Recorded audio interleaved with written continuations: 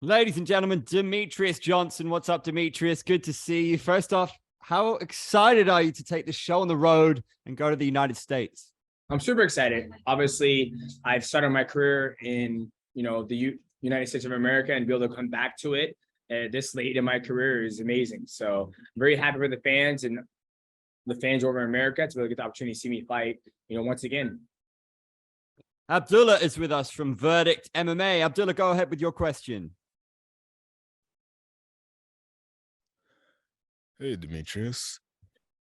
You'll be fighting on home soil for the first time in a long time. Is that a better feeling than fighting abroad, or do you prefer that you get to travel the world as a part of your job?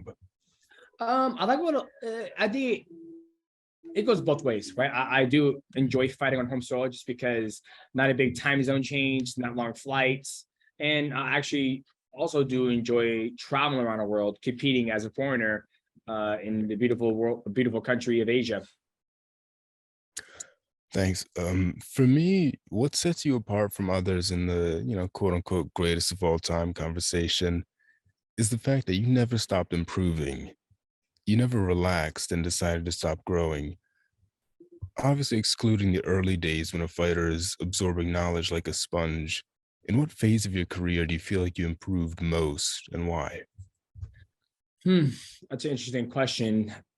I think to answer that is I feel like in my whole entire career, I've always been growing and just understanding my style and how is the best way for me to implement it, depending on the opponent I'm fighting.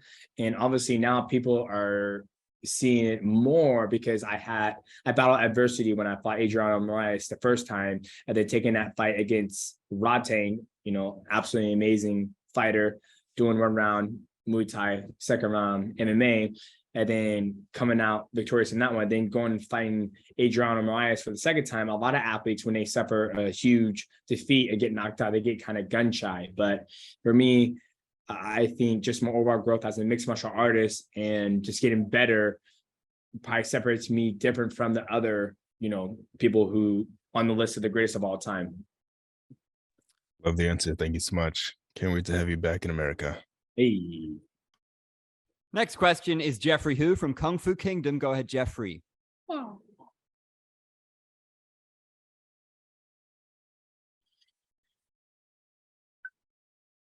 Go ahead, Jeffrey. Can we open the mic for Jeffrey, please? Jeffrey, you got to stop playing Galaga. Oh, yeah. There you go. Good. Hey, Jeffrey. Hey. Yeah, I thought they unmuted it for me. My bad. Yeah. As for your matchup with Adriano Moraes, what kind of adjustments do you think he's going to make, and how are you going to prepare yourself for those adjustments? Yeah, I think the adjustment he's going to make, he's going to go back and watch the second fight and see where I was able to, where I was beating him at, I guess you can say. And then for me, I'm just going to train. I'm just going to go out there and try to be the best Demetrious Johnson I can be. When we looked at the first fight against him, we saw, a lot of things, and then we were able to, execute on it on the second fight. And in the third fight, I plan on doing the exact same thing, just being in better shape, faster, stronger, and take the fight to him. Even though I'm the champion, I'm always taking the fight to my opponents. I definitely look forward to the trilogy match. And another thing is, what's the key to your longevity? Key to longevity is just knowing when to train and when not to train. The last time I've done any mixed martial arts training is Thanksgiving. So the last time I've been punched in the face has been by about, 2 months. And I think that's probably what, helps with my longevity and just my mental capacity being in mixed martial arts. I've been doing this since I was 18 years old. And I think sometimes taking these long breaks from combat, prior to me training in November, I didn't spar from August to November. So that's a huge time away from mixed martial arts, which I think is warranted when you've been doing it as long as I have. Most definitely. And so with that being said, good luck in your trilogy match, and thank you so much for your insight. Thank you. Cheers, Jeffrey. Pleasure, Our next man. question comes from Kyle Segal from the Going Live Network. Go ahead, Kyle. Hey, Demetrious. Love watching you fight every single time. with your last match with Adrian, I mean, we always knew your striking was on that different level, but did that just give you that extra level of confidence? I mean, you've been doing it so long, but I mean, just to see you outclass him the way he is, and he's a really good striker. Yeah, I think my confidence came from when I fought Rodtang. Rodtang is probably one of the best strikers in the world, the heaviest hitter under one championship's banner. And I think me fighting him kind of gave me back my confidence that, hey, I can stand and bang. And then obviously going back to the game plan and really trusting my coach's game plan for that fight against Adriano. No, I definitely agree. And so if you beat Adriano again and it's in a dominant fashion, what's next for the Johnson legacy? I think after that, I'll be probably facing Kairat Akhmatov, who I believe is the number one contender in the flyweight division. I mean, he's on a 5-fight win streak, and me and him haven't locked horns yet. So I think it'll probably be him. But then after that, we'll see what's next. Awesome. Thanks for taking the time, Demetrious. Absolutely. Next question comes from Stephen Fackman from Violent Money TV. Go ahead, Stephen. Hi, Demetrious. How you doing, man? Good, you? I'm good, thanks. Great to speak to you. First of all, you were kind of the guest of honor at this card here. So how did you find the show? Oh, it was amazing. Amazing fights from start to finish.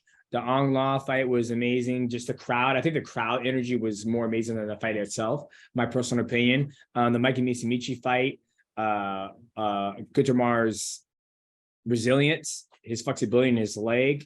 That was absolutely amazing. And then that final fight against Chingiz versus Superbon. Whew, damn, Chingiz blew the roof off tonight.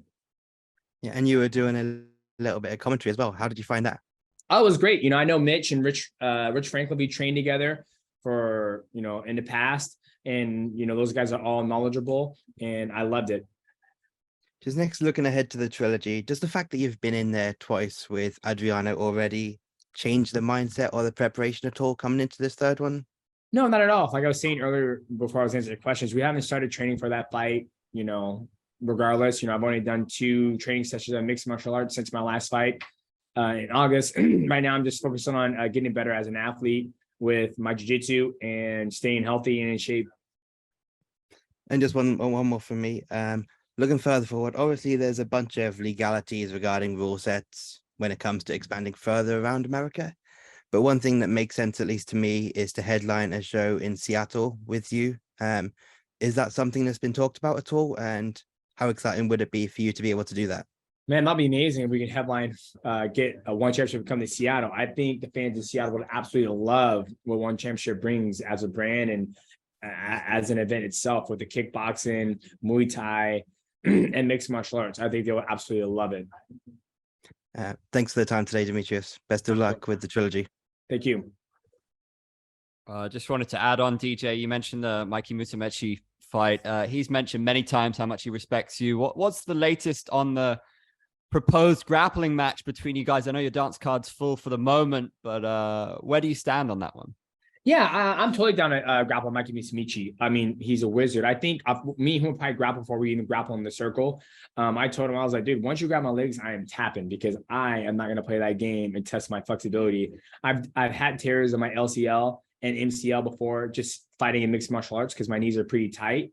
So yeah, I'm totally down to do that, but I'm going to tap extremely fast. I don't have the resilience as that Gutermar did with my knees. We have a question coming in via text from Andrew Mack of MMA Island, who asks, after this upcoming fight, 3 out of your last 4 will have been against Adriano. Will you be excited to fight fresh blood after this is all said? Absolutely. I think fighting fresh blood is always good. I think it doesn't matter who I fight because I'm always going to go out there and bring the fight. You look at all my fights in one championship or in my whole entire career, I've always brought the fight. When I fight Denny Kiindad, Yuya Wakamatsu, Tatsumi Tawada, Adriano, Rodtang. Doesn't matter who I fight. It's always going to be exciting. So I know the fans are looking forward to this trilogy fight because, we had 1-1. But regardless, after fighting Adriano, we won't fight for a 4th time. And we'll get some fresh blood and give the fans what they want. Striking, grappling, MMA, gaming, and rocking the mic tonight, DJ. Excellent stuff. Always good to see you. Thanks a lot. Thank you.